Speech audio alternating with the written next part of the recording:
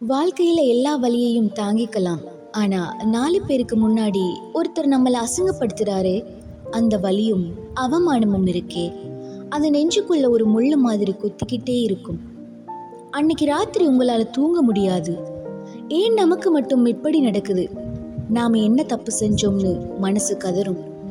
உங்களை அவமானப்படுத்தின அந்த வார்த்தைகள் காதுக்குள்ள கேட்டுக்கிட்டே இருக்கும். ஆனா எனக்கு ஒரு உண்மை தெரியும். இன்னைக்கு நீங்க அழுற இந்த கண்ணீர் இருக்குல்ல, இது உங்களோட பலவீனம் இல்ல, இதுதான் உங்களை ஜெயிக்க வைக்க போற ஆயுதம். இந்த வீடியோ முடியும் போது அன்னைக்கு உங்களை பார்த்து சிரிச்சவங்க எல்லோரும் உங்களை பார்த்து ஆச்சரியப்படுற ஒரு வைராக்கியம் உங்களுக்குள்ள வரும். வாங்க பேசலாம். வீடியோவை ஃபுல்லா பாருங்க. ஒரு வார்த்தை போதும் ஒருவருடைய வாழ்க்கையை முழுவதுமாக மாற்றுவதற்கு. முதல்ல ஒண்ணு புரிஞ்சுக்கோங்க.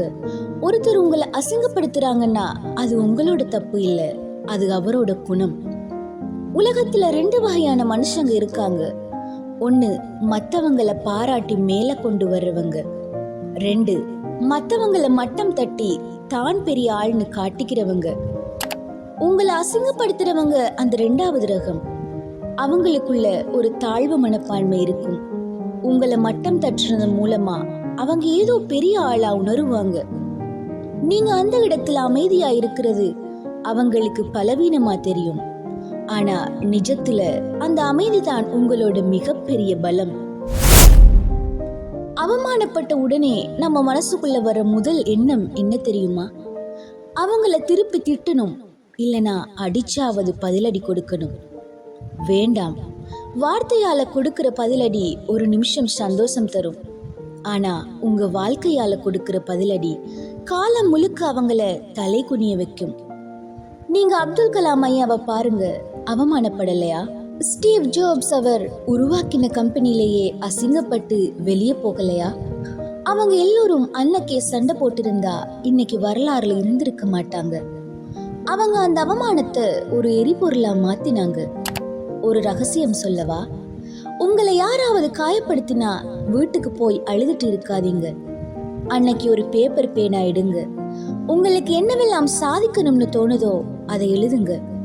அந்த அவமானம் தான் உங்களை தூங்க விடாம பண்ண போற உங்களோட அலாரம். உங்ககிட்ட யாராவது வந்து உனக்கெல்லாம் இது வராது, நீ எதுக்குமே லாய்க்கு இல்லைன்னு சொன்னா மனசுக்குள்ள சிரிச்சுக்கோங்க. ஏன்னா உங்க திறமை என்னன்னு உங்களுக்கு தான் தெரியும், அவங்களுக்கு இல்ல. பதிலடி கொடுக்காதீங்க. அவங்க கூட சரிக்கு சமமா சண்டை போட்டா நீங்களும் அவங்க ரகமா மாறிடுவீங்க. மன்னிச்சிடுங்க, அவங்களுக்காக இல்ல, உங்க மன அமைதிக்காக. ஆனா அதை மறக்காதீங்க. உழைங்க. உங்க வெற்றி சத்தம் அவங்க காதை கிழிக்கணும். நீங்க பேசக்கூடாது, உங்க கார் பேசணும், உங்க வீடு பேசணும், உங்க வெற்றி பேசணும்.